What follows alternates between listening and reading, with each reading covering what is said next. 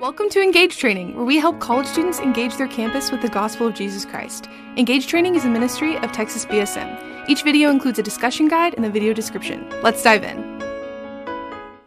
In this video, we're going to learn to think about our campus the way a missionary thinks about his mission field. We're going to look at how to break the campus down into the various pockets of people or affinity groups, understand them, and then determine where our personal ministry on campus should focus.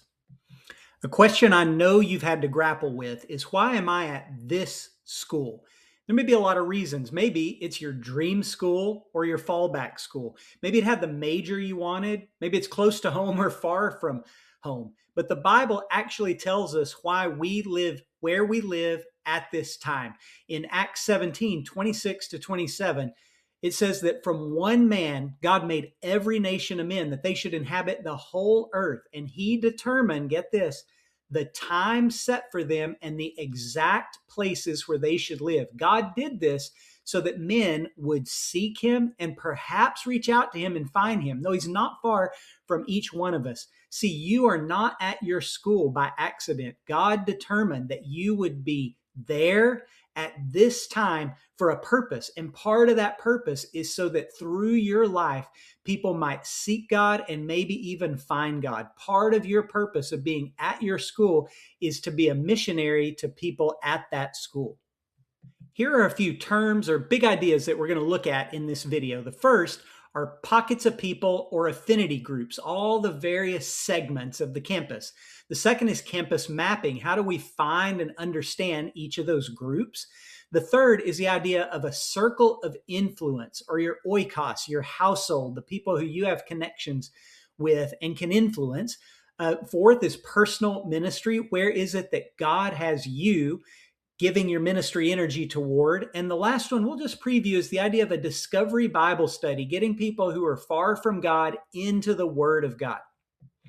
I love pancakes and I love waffles, but they're not exactly the same. See, one has a nice uniform surface, but the other has these little pockets. And if you want to get syrup on the pancake, you can just dump the syrup in the middle. It'll run over the whole thing. But with the waffles, you want to get that goodness in every little pocket. And we tend to think about the campus like a pancake. We just share the gospel on campus and it'll get to everybody. But really, the campus is more like a waffle. It has all these little pockets of people. Think about all the different housing areas on campus, the different sports teams, the different Greek organizations, the different international students. You know, international students aren't just one thing. There's each individual country.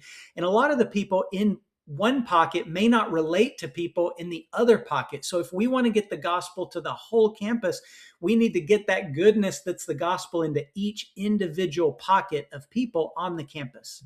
Now, your first exercise is campus mapping. We're going to identify the different pockets of people on your campus. So to do this, I want you to list as many as possible of the most prominent affinity groups on your campus. So think about the clubs and teams and organizations on your campus. Think about the different units of campus housing, the various ethnic and international student groups that are on campus, maybe all the different academic majors and any other groups that you can come up with. And then rank them by size from largest to smallest based on the number of students involved. And then you're going to think through how relationally connected are each of these groups. That means how frequently do people in that pocket see each other and how deep do those relationships go? So for instance, maybe a men's baseball team or a women's sorority, they're a number 5 on a scale of 1 to 5 because they see each other every day. They live together, they eat meals together, they socialize together, they study together. They are extremely relationally connected. And maybe on the very lowest end is some kind of an academic club that literally only meets once a semester for an hour, and that's the only time they're together. So think through how relationally connected each of the affinity groups is. You might even want to pause the video or at the end, just take some time to do this exercise. The next big idea is that you have a circle of influence. This is a small group of people who you're connected to on campus that few, if any, other believers are connected to. And you are uniquely positioned to be able to point them to Jesus. The Bible calls your circle of influence your oikos or your household. These are the people who you have some relationship to, and you're able to influence them in positive ways. And so who's in your circle of influence? Who's in your oikos? Maybe you already have a group of existing friends, and maybe you're part of a certain number of affinity groups. Who are you set up to be able to influence for Jesus? Our next big idea is personal ministry.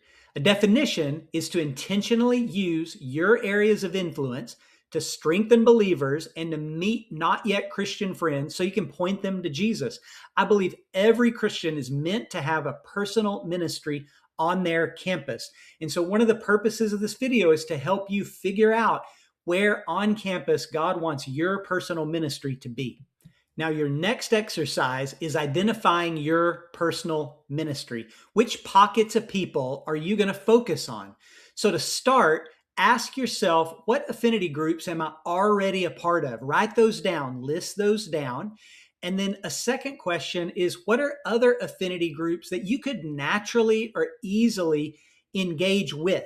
Maybe you're positioned to join one of those groups or engage a different group on campus. So make a list of all the potential pockets of people on campus you could influence, and then rate them 1 to 5. How relationally connected is each group?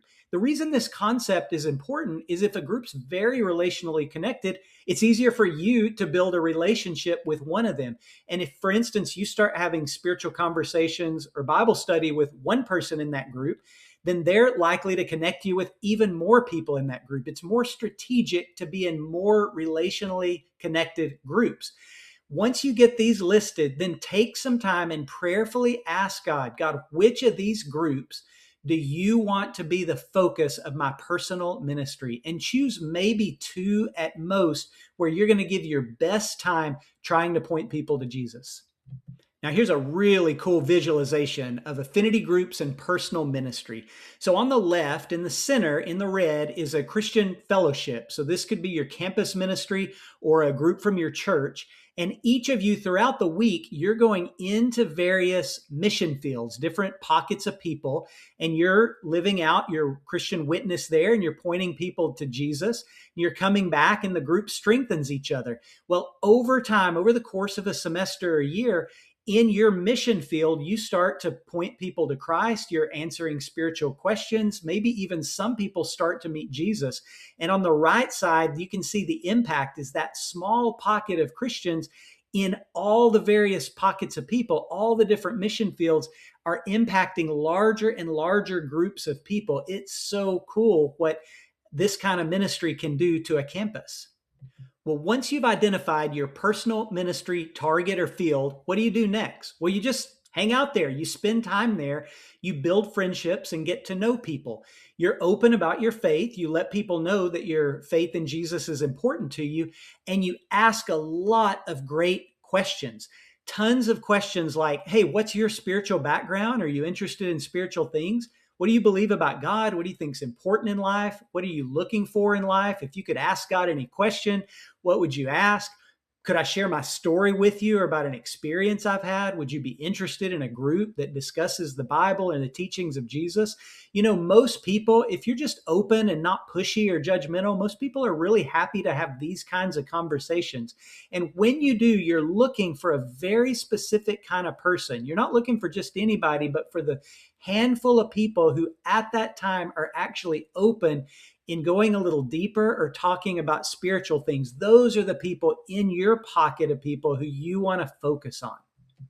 Now, a fantastic goal in your personal ministry field is to start a discovery Bible study. This is a small group that meets for Bible discussion. It's composed primarily of faith beginners. This means either new or not yet Christians, and only 1 or 2 committed Christians. You don't want the ratio to be more Christians than non-Christians. Otherwise, the non-Christians don't feel like it's for them. The way you'd invite somebody to a group like this is just simply say, hey, I've been thinking of starting a group for people who are interested in discussing the Bible, but don't have a lot of background. Would you be interested in something like that? Now, it's not a typical Bible study. You're just simply going to read the Bible together and discuss it. You don't prepare a lot ahead of time. You just read and discuss. You could even use just a couple basic questions, like read a passage and say, what does this passage teach us about God? And then discuss it. What does it teach us about people? And discuss it. How could we apply it to our lives and discuss it? It's as simple as that. And the last key for developing your personal ministry is just do it. We call this Nike evangelism. It means just don't overthink it, jump in and get started. The cool news is when we do this, God is with us. We also have support from our campus ministry and our local church. And the great news is that the potential for impact when we do this is so high. So just do it. Thanks for watching this video. Thanks for watching Engage Training. Make sure you check out the discussion guide in the video description. For more about us, check out txbsm.org.